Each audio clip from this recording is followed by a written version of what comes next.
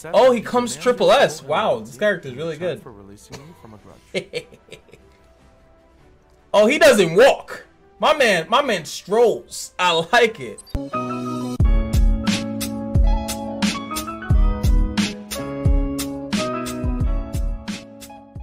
What's going on, guys? It is time. I left work early. Came straight here. I have to go to sleep to go to work at 12 a.m., which is in a few hours. Well, it means I gotta get up at 11. But I have to get this video out because you guys know for a fact that I love, if you guys know my channel more than anything, I love character reveals. I love to review it, discuss it with you guys, but we are technically late. I'm sorry that I work 2 jobs. I know, you asshole, you. But I wanted to at least, since we now can go in game, we can look at his skill ups. We can look at, you know, other things. I see when I was reading through some of the comments. I haven't looked at the skills because, you know, that's my favorite part, baby. Woo! You know I like to look at some skills. You know I like to look. I want to give you guys my natural reaction. So the cam is on. I'm here, baby. You know how it goes. So, but I did see that there was some confusion as far as like whether this guy is a limited banner or anything like that. We'll go over that in the video, of course. But let us scroll down. And I'm completely gonna, we're not even, you see that? We're not looking at that. We don't look at that. No. We go straight to the video and we're gonna have some fun. I hope you guys have some fun. And let's get to this video. You know, that's all I want to see, that video. Woo!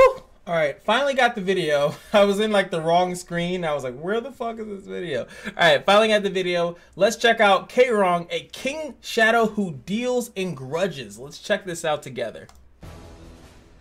And I like the music, because I know nothing about this guy really. KAYRON is an acolyte and the commander of an undead army. Look at him chilling. Chilling with the boys. It is said oh, he comes triple S. Wow, this character is really good. For releasing you from a grudge. Oh, he doesn't walk. My man strolls. I like it. He's just like Conti's. Apocalypse. Okay. Apocalypse is an attack skill that deals huge damage to enemies while buffing himself. When used alongside Immortal Will, it'll help you gain an advantage. So he buffs himself. They didn't say what buff. Immortal Will is a passive skill that allows KAYRON to be aggressive while surviving longer. He looks so cool. Void Slash. Void Slash is a basic skill that deals huge damage proportional to KAYRON's lost health. Uh-oh. That's very crazy. That's actually a little scary. Immortal Will is a passive skill that boosts KAYRON's attack. What is that? Look at that icon. Player to efficiently defeat the most undesirable enemy by dealing huge damage. Undesirable enemy, so he's a nuker. Void Slash is affected by the buffs of both the team and KAYRON. He can be a strong damage dealer depending on your team composition. Whoa, look at that effect, Jesus.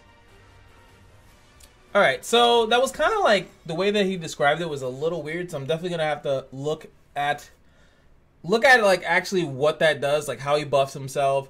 And it says based on the team's buff, so of course with Deanne coming out, they sneak this guy in there, right? So you don't even know, like, oh, what the hell? So now we actually have a guy that's based on the buffs that you have in your team. So that's actually reminds me of someone called I was gonna say Kikarak because he's like right there on my screen, right? It actually reminds me of Christian in Knights Chronicles. He did more damage the more buffs he had on him. So I don't know if it's the buffs on the team or just on him. So let's go into the actual game where the guy exists now so we can look at it and check the skill ups and see if it's worth putting some Molagora on this boy.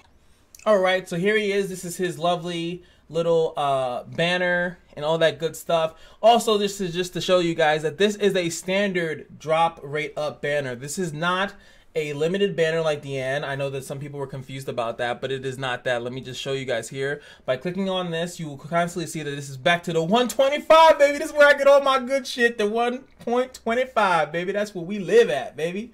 But as you can see, all the characters are in here. Except Deanne, because like they said, they was their man of their word. Deanne is not going to be in this banner. She is not here. You see CC is still here. Destina is probably, yeah, there she is right there. And then 0.8%. So obviously 0.2 less, but all of the characters are back. They're all back, baby. Except all the other thing. Now, what I am interested also in seeing is did they add the other, what was it called? Holy Order, I think it was called, or something like that. Noble Oath, there it is. So Noble Oath stays in there. So the artifact does get added into the fray, but not the character. So Deanne is just not going to be around unless they want to open the Disney vault and let you have that. So just so you guys know, just wanted to show that also here, because now we have access to it, because there was a lot of confusion in the comment section from when I was reading that, when I was trying to avoid everything else. But I was like, let me look at the comments real quick to see if people are like, OP! But I don't know. No one said he was like too strong. So let's look at this guy. And we're going to go into here. Now, his S1 attacks with a sword. What else was he going to attack with? With a 35% chance to decrease hit chance. I just want to call that a blind, because that's pretty much what it is. For 1 turn, damage and dealing damage proportional to the caster's lost health. So this is just like Cross S3 that people might be aware of. So the more damage that he takes, the higher the damage of this skill. So what this means is that, I mean, it doesn't really mean anything crazy. You don't really plan this. There's no artifact in the game currently that's like, lower yourself to 1 HP to nuke with this. Now, as you can see here, the chance will go up to 50% chance on auto, which is pretty good. And then we have 5, 10, 15, 30% attack boost on S1. Also, really important to note, he has one of my favorite things in this game, which is the Soul Burn S1. The reason why I love that, because 1, it's only 10, which is great. That means you can use it really early. And 2, it's spammable. If you have a lot of soul burns stacked up, you can keep spamming the soul burn increased damage version, and the damage increase is really good. They don't tell you how much % it increases by, but it's always been good. Aseries is good, and anyone else that I can't name besides this area that has a soul burn S1 still allows her to attack twice, but for 20. But just so you, it's a really good. I love soul burn S1s. All right, so we're going to the S2. Grants immortality for 1 turn when the caster receives lethal damage and resets cooldown of Apocalypse, which is the S3.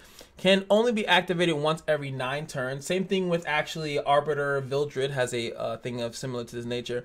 On the caster's turn, when buffed and using Void Slash, which is the for S1, the skill will become an AoE attack and does not trigger dual attack. So when he has a buff, which currently he cannot buff himself. I think he buffs himself with the S3, it says. But when he has a buff, and Immortality, I'm pretty sure, is a buff. If I'm not mistaken, someone in the comments, please correct me. It's fine. He will actually do AoE attacks. So I guess that's what they were saying, that he's stronger when he has buffs on him. Which is crazy, because then someone else can give him a buff, and he'll start doing crazy damage. Now, what you guys need to also know, which is actually really, really, really crazy, is that he grants Immortality when he receives lethal damage. So he has an instant ability to do crazy damage with the S1, because he'll have like literally probably like 1 HP, or we'll see how they do it. I guess I'll have to wait and see in the game. We'll have to realize as if, does it leave him at 1 HP when he gets lethal damage, or does it leave him at the HP he was going to have before the hit? AKA, the way that works, if he has 100 HP and he takes 1,000 damage, does he have 1 HP after that, or does he still have 100 because the damage was pretty much negated? That I don't know. So we'll see how that works, right? And lastly, but we have the Apocalypse, which is the attacks the enemy by exploding the Archdemon's might contained within their sword. If the enemy is defeated, extends any buffs granted to the caster by 1 turn. Damage dealt proportionate to his lost health. So what's crazy about this? Now we have the full combo, right? We have the full combo. Now you let this happen, have your immortality, and then you S3, you kill. If you kill, you should kill. It's going to do a crazy amount of damage, right? And then you should extend your immortality buff, and which is great. Now, they said something about increased damage, but I guess you don't really have increased damage here. It doesn't say anything about getting increased. I thought he was going to get an attack buff somewhere, but I guess that's not how it actually works. But from what I can see, a character, especially a thief, that does more damage based on how low they are, it's actually really good. Same thing with Bloodblade KAYRON. She seems to excel, literally excel, does really, really good when she starts losing health. So he's actually built the same way. So you can build him like lifesteal and like allow him to kind of gain his health back over time. You could just build him a YOLO death damage and just hope that the amount of damage that he gets from here actually will become significant enough that once he gets low enough. But I think you definitely want to have him with a healing mechanic. KAYRON has a healing mechanic with the same kind of technique, but she has a healing mechanic in it. Let's see what this is. Oh yeah, I forgot to read the skill enhancers on this. So you can actually get this down to 6 turns, which is pretty good. You could technically be a jerk and actually put prosthetic. Why do I always say prosthetic? Put the candlestick on him, and then he actually might recycle it. He might cycle it, which would be kind of cool to see if that's what people would like to do. And let's see what else we have. Yeah, and this one's going to go down to 5 turns with cooldown and just a lot of damage buffs, which is good for a nuke. You want nukes to have another... You actually don't even need the... It's kind of weird that they have a cooldown on it because his whole mechanic is that, you know, you're going to get it back for free with the S2. So I would have preferred this all to be 5 10s and a 15% damage and screw the world, right? So that's really what... I think he's actually pretty solid. If you didn't have a... damage dealer, if you've been lacking a good thief, this was a good option. He is fire. Now the problem in arena is that I feel like the wind threat is not really there, so he's gonna be nuking, fire units primarily. There's a lot of great fire units in the meta, at least in the meta of the arena that I'm in currently. And I would love to see if he can kill some tanks. That'd be great if he can kill a tank or two. But at the moment, he's going to just kind of like, he's going to be sitting there. He's going to be sitting there just kind of attacking. He doesn't have a way to give himself a buff, actually. So that is interesting that he does have to rely on a team buff until he actually dies to actually get a buff on him to get this working. So Deanne, obviously...